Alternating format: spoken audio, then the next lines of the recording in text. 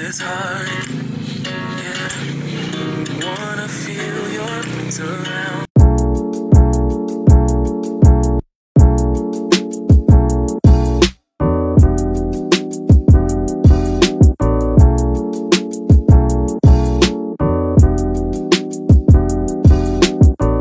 Assalamualaikum warahmatullahi wabarakatuh.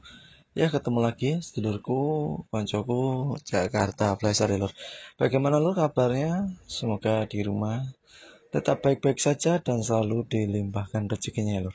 Dan alhamdulillah saya ini dapat paket kiriman handphone lagi dari kota Temanggung di Jawa Tengah ya lor.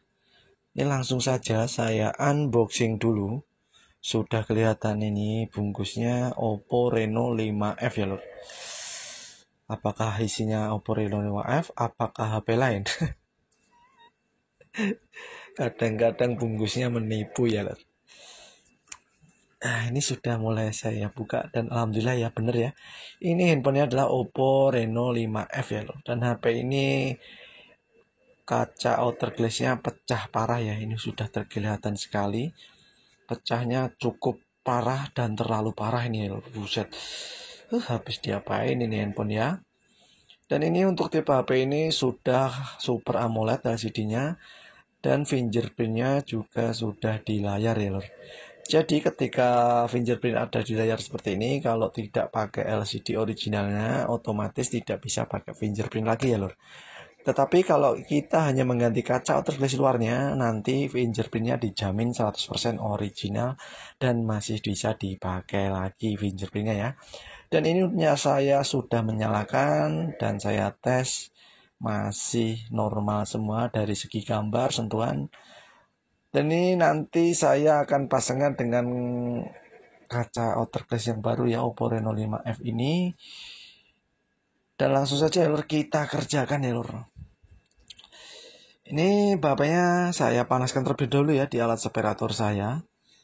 Setelah panas baru saya congkel tutup belakangnya, terus saya menggunakan mika seperti ini ya untuk melepas housing belakangnya ini menggunakan mika pelan-pelan, jangan sampai tutup belakangnya ini patah ya loh. Kalau salah ditarik bisa patah. Jadi harus hati-hati ya loh. Alhamdulillah ini sudah mulai terbuka. Ini sekalian lemnya saya bersihkan ya, nanti biar tidak membersihkan lagi, tinggal kita pasang. Nah, ini kita cabut-cabut sekalian lemnya. Hati-hati ya, untuk tipe LCD ini sudah AMOLED dan lemnya cukup lumayan keras ini ya, lem di LCD ke frame-nya. Tapi ketika pecahnya banyak seperti ini sebenarnya mempermudah kerjaannya loh.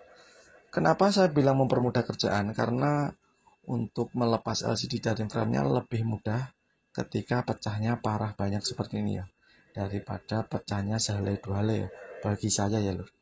Karena ketika pecahnya banyak seperti ini, nanti kita bisa membuat jalan buat memasukkan mika untuk memisahkan LCD dari frame-nya ya. Ini kita buka-buka dulu semuanya. PCB bagian bawah. Kita buka-buka dulu semua ya, ini saya bongkar-bongkar dulu sebelum saya mulai mengerjakan pemisahan LCD. Ini ada fingerprint-nya ya, ini ya. Hati-hati ya. Jangan sampai fleksibel fingerprintnya sobek dan jangan sampai gagal dalam proses pemasangan kaca ya. Takutnya nanti nombok ya lor. Ini LCD-nya udah bisa fingerprint. Kalau nggak pakai LCD ori, yang jelas tidak bisa fingerprint lagi ya lor. Ini kameranya juga saya lepas, kamera belakang, kamera depan, untuk melindungi kamera dari kotor-kotor ya lor. Takutnya kena debu, kena minyak. Biasanya proses pelepasannya pakai minyak ya, takutnya kena minyak jadi buram nanti. Jadi kameranya saya lepas. Ini saya menggunakan Zippo, bisa juga thinner ya lor. Jadi Zippo ini cadangan saya. Kalau thinnernya kadang-kadang saya lupa beli, habis ada cadangan Zippo yang biasa buat korek api. Ya ini kalau di bagian pinggir ini kalau retahnya parah, ini saya buang-buang dulu pecahannya menggunakan silet sama karter ini ya lor. Ini saya buang-buang dulu, yang bagian pecahnya paling kecil-kecil ini kan banyak ya lor. Ketika kita mendapati pecahan-pecahan yang banyak seperti ini lebih mudah ya lor. Kita congkel-congkel dulu pecahannya. Nah, di sela-sela seperti ini ya, kita congkel-congkel sampai semuanya kaca yang kecil-kecil ini terlepas dari pinggiran frame-nya. Ini mempermudah kita memasukkan mika seperti ini ya. Nah, alhamdulillah ya, tinggal kita tambahkan minyak, terus kita jalankan mikanya seperti ini ya. Insya Allah pelan-pelan LCD-nya ini bisa selamat ya. Kalau pengen lebih mudah lagi, kita panaskan dulu di separator biar panas. Ketika panas ini lebih memudahkan lagi proses pemisahan LCD dari frame-nya ya. Dan ini adalah proses yang paling dibenci ya, memisahkan LCD dari frame-nya ya. Karena di sini kebanyakan kalau awal-awal belajar dulu banyak yang gagal di sini ya lor. Jadi maklum, dan harus sabar juga ya. Ya namanya belajar tuh harus sabar, nombok. Biasa saya dulu juga seperti itu. Jadi ya wajar saja ya ketika teman-teman melihatnya ini gampang kayaknya, tapi proses gampangnya ini, mudahnya ini ya tidak semudah sekarang ini ya. Dulu banyak nombok juga ya. Dan alhamdulillah untuk sekarang-sekarang ini meminimalis nomboknya sudah tahu caranya. Jadi ketika kita sering mengerjakan hal seperti ini, jadi ketika kita sudah sering melakukan, insya Allah kita tahu caranya ya lor.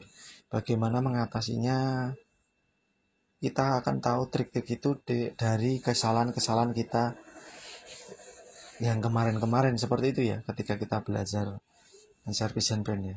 Dan ini sudah terlepas dan tinggal saya tes terlebih dahulu ya, apakah ini LCD-nya masih menyala. Setelah saya lepas, dan alhamdulillah masih keluar logo Oppo-nya. Kita tes dulu ya lur, LCD-nya kita terangkan dan ini kondisinya masih mulus. Dan sekarang proses selanjutnya kita akan memisahkan kaca autoglass yang pecah berantakan ini dari LCD-nya yang original. Hati-hati, ini separator saya suhunya 70 derajat dan kawat yang saya pakai ini ada dua macam, ada 0,05 mili, ada 0,05 mili sama 0,06 mili ya loh. Yang biasa saya pakai dua ukuran itu.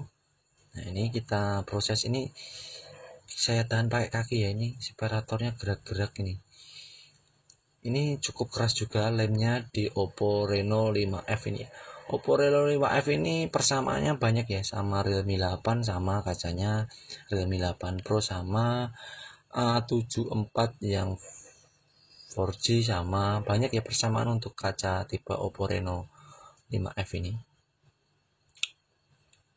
Nah, ini sudah mulai terlepas. Alhamdulillah ya. Pelan-pelan aja ya lor. Ini cukup menegangkan juga ya. Kalau ini menghindari polaris ya lor. Paling males kalau polarisnya rusak. Karena kenapa saya bilang males? Karena males kerja double ya. Kalau polarisnya rusak harus ganti polarisnya, jadi kerjanya double. Makanya harus hati-hati biar polarisnya aman. Dan alhamdulillah ini tinggal proses pembersihannya, ini baru saya bersihkan menggunakan jari-jari. Kalau punya alat bisa menggunakan alat, tool removernya seperti ini ya lor, toolnya diputer-puter seperti ini. Nah, seperti ini. Kalau tidak punya alatnya bisa pakai jari-jari lor, tenang aja ya lor. Tidak usah pakai alat juga bisa, pakai jari bisa ya lor. Yang penting bisa membersihkan ya lor. Pokoknya bersihkan sampai bersih, sampai benar-benar bersih dan tidak ada sisa lem OK-nya lagi. Baru kita bersihkan lagi menggunakan thinner. Pelan-pelan ya lor, ini lemnya cukup keras, jadi pakai alat pun agak susah ya. Ini pakai alat aja agak susah ya, agak lengketnya terlalu parah. Jadi ketika pakai alat susah, apalagi pakai jari ya. Panas banget nanti jarinya ya. Jadi pelan-pelan saja, yang penting sabar, yang penting kerjaannya selesai. Ini saya pakai alat ini, saya pelan-pelanin aja lor. Biasanya cepet ya, kalau lemnya yang gampang itu cepet langsung disuang itu langsung hilang. Ini cukup lumayan lama ini. Dan ini mulai saya bersihkan menggunakan thinner karena lemnya sudah terlepas, tinggal flek-fleknya ini ya. Saya bersihkan menggunakan thinner sampai semua flek di LCD-nya ini bersih ya, dan debu-debunya hilang, biar proses selanjutnya berjalan dengan lancar pemasangannya, biar rapi, tidak terjadi debu atau penempelan kotoran. Dan ini sudah mulai pemasangan kaca outer glass-nya yang baru ya. Ini sudah saya bersihkan, sudah saya rapikan, bersihkan. Terus di bagian lubang kamera ini teman-teman bisa menambahkan lem oka cair ya. Tambahkan sedikit lem oka cair untuk kameranya biar jernih, bening lagi. Kalau tidak dikasih lem oka, kebanyakan ini lem depan, kamera depannya jadi burem ya lor. Jadi ini tadi saya tambahkan lem oka cair di bagian lubang kamera. Terus proses selanjutnya kita urut-urut seperti ini ya lor. Diurut-urut. Kalau teman-teman tidak punya alat bubble wrap over, ngurutnya pelan-pelan biar tidak terjadi gelembung ya. Tapi kalau punya bubble wrap over, ngurutnya bisa cepat kayak saya ini ya, terserah, bisa. Tapi kalau tidak punya bubble wrap over, ngurutnya pelan-pelan, dan saya jamin tidak ada gelembung ya lur kalau pelan-pelan ngurutnya. Dan alhamdulillah ini sudah selesai sambil nonton channelnya Kang Deddy Mulyadi ya. Sambil nonton channelnya Kang Deddy Mulyadi ya lur. Saya seneng banget nonton channelnya itu. Nah ini loh. Sambil nonton sambil ngerjain ya lur. Ya, mantep ya. Channelnya Kang Deddy Mulyadi ini inspirasi ya lur, suka menolong orang, jadi sering saya tonton ya lur. Ya mungkin suatu saat bisa seperti dia ya lur, punya duit banyak, bisa nolongin orang ya lur. Dan ini sudah saya masukkan bubble remover sekitar 10 menit, dan sekarang proses pemasangannya alhamdulillah selesai ya lur. Dan tinggal kita rapikan lagi perlahan-lahan, dan tinggal saya tes lagi dulu, tesnya udah masuk, oke. Nah masuk ya. Dan setelah ini akan saya packing dulu, akan saya kirimkan foto videonya dulu ke pemiliknya bahwa HP-nya selesai dan siap dikirim besok sore. Nunggu transfer baru kirim ya lor, untuk kerjaan luar kota seperti ini. Alhamdulillah ya lor, dapat cuan lagi. Alhamdulillah untuk rezeki malam ini, lembur malam ini sesuai harapan. Ngantuk-ngantuk kerjaannya selesai ya, dan ini tinggal ditutup belakang saja. Sampai sini kita rapikan, kita bersihkan, terus kita karetin, selesai.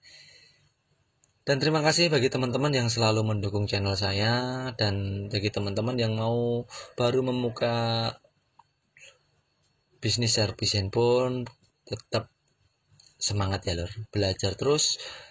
Insya Allah lama kelamaan, setahun 2 tahun insya Allah udah lancar, yang masang IC, masang kayak gini kayak saya, pokoknya lancar. Wabillahi taufiq, wassalamualaikum warahmatullahi wabarakatuh.